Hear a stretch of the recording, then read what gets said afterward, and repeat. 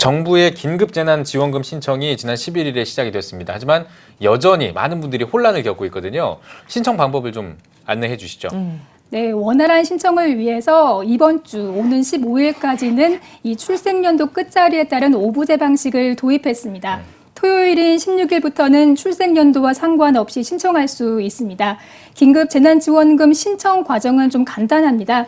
세대주가 평소 사용하는 신용카드 홈페이지에 들어간 뒤 안내문을 읽고 본인 인증을 합니다.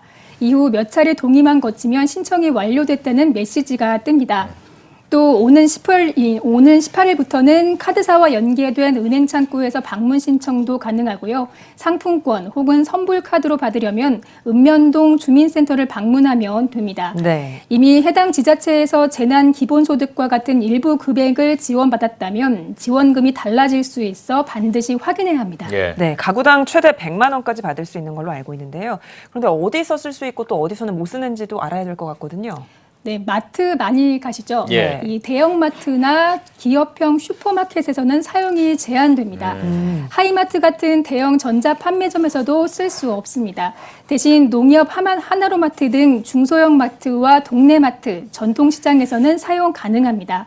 백화점의 경우 신세계, 현대, 롯데 같은 대형 백화점은 물론 중소형 백화점도 원칙적으로 불가합니다.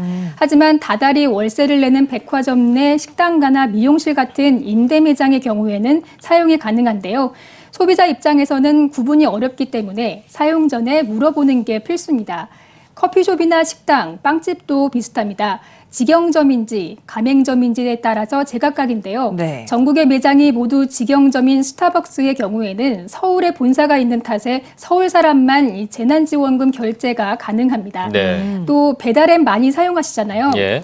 이 사용 제한 업종에 포함돼 있지만 앱으로 주문한 뒤 배달원을 만나 음식값을 결제할 경우에는 카드 사용이 가능합니다. 예. 해당 음식점에서 직접 카드를 사용한 것이나 마찬가지로 보기 때문입니다. 네, 조금 복잡하긴 한데 그러니까 먼저 이 카드를 쓰기 전에 사용처를 확인하고 되는지 안 되는지 먼저 확인하고 이제 카드를 사용하는 게 가장 안전하겠네요.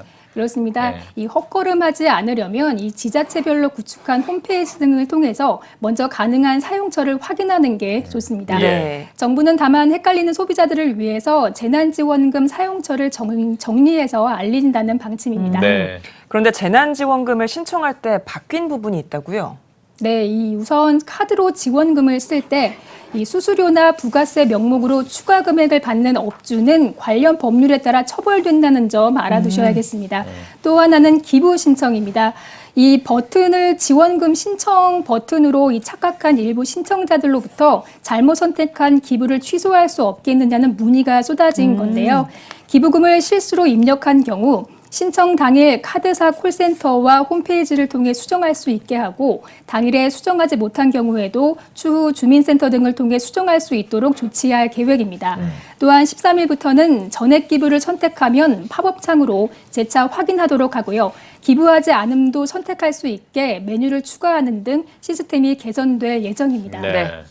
김인혜 기자와 함께 이야기 나눠봤습니다. 잘 들었습니다.